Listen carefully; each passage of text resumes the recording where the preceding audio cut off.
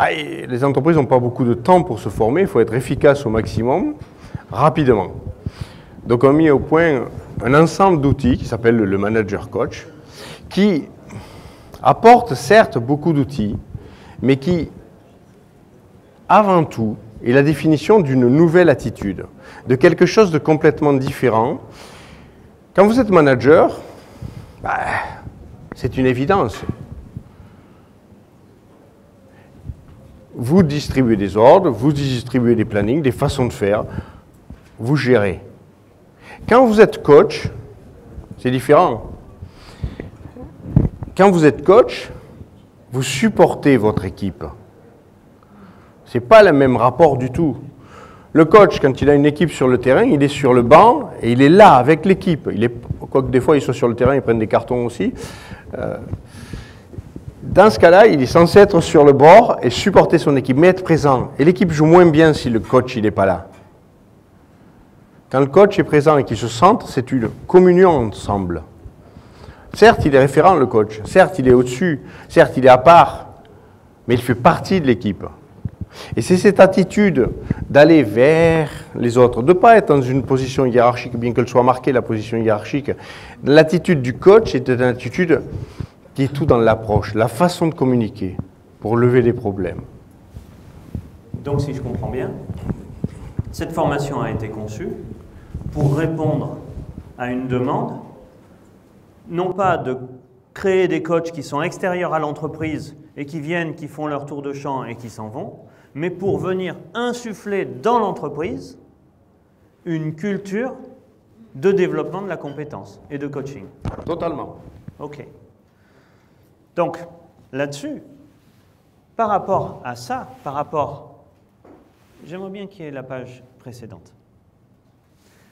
En fait, plutôt que de présenter un programme, on voulait faire ressortir un certain nombre de phrases qui nous semblent importantes dans cette culture-là, dans la culture du manager coach.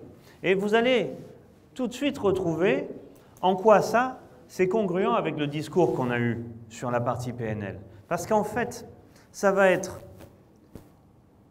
l'utilisation de certains outils de la PNL et d'autres, et la mise en place de ces outils dans une formation rapide et directement utilisable dans l'entreprise. Cette philosophie, d'abord, la carte n'est pas le territoire. La carte n'est pas le territoire. Tout à l'heure, je vous ai montré une grille d'évaluation des métaprogrammes d'une personne. Ça, c'est une grille, ce n'est pas une personne. Vous savez, la grille d'évaluation d'entretien qu'on a vue tout à l'heure avec les métaprogrammes, ça, c'est une grille, ce n'est pas la personne. Donc, toujours avoir en tête qu'on travaille avec ProcessCom, 6 profils, si je ne me trompe pas,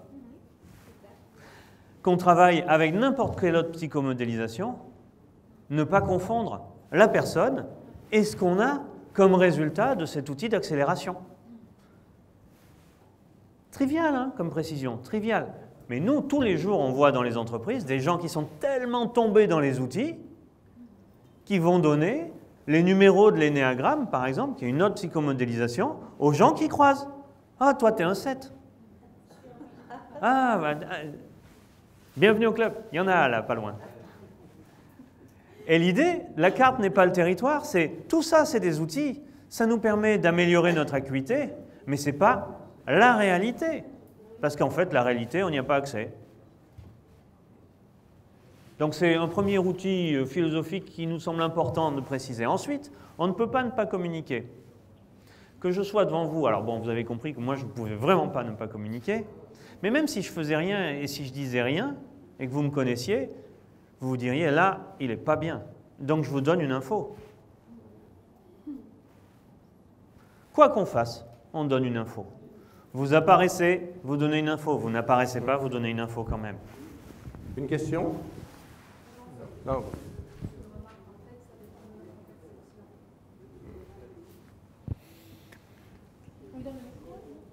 Oui, c'est bien.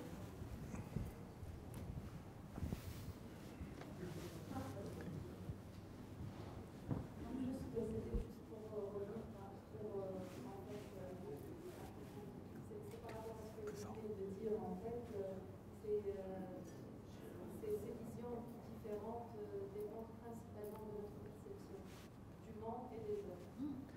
Donc, la construction de notre propre carte du monde. Parce qu'en fait, là, on est tous dans la même pièce. Ce que vous voyez, ce que vous entendez, ce que vous ressentez est différent de ce que voit, ressent votre voisin. Ok, très bien. Bon, il y a bien des choses en commun, hein. Maintenant, il y a des gens qui voient des détails que d'autres ne voient pas. Et des gens qui arrivent à avoir une image globale de ce qui est en train de se passer ici que d'autres ne voient pas. En fait, vous n'avez pas les mêmes priorités. Du coup, vous construisez chacun votre carte du monde. Cette notion de carte du monde, qui est un outil utilisé par la PNL mais qui date des années 30,